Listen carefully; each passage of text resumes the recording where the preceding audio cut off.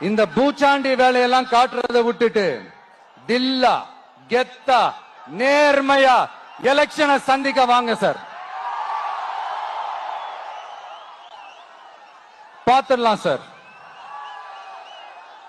கொள்கையை பேருக்கு மட்டும் வச்சுக்கிட்டு குடும்பத்தை வச்சு தமிழ்நாட்டை கொள்ளையடிக்கிற நீங்களா, இல்ல தமிழ்நாட்டில் இருக்கிற ஒவ்வொரு வீட்டுக்குள்ளேயும் ஒருத்தனா இருக்கிற நானா, இந்த விஜயா? பாத்துடலாம் சார்.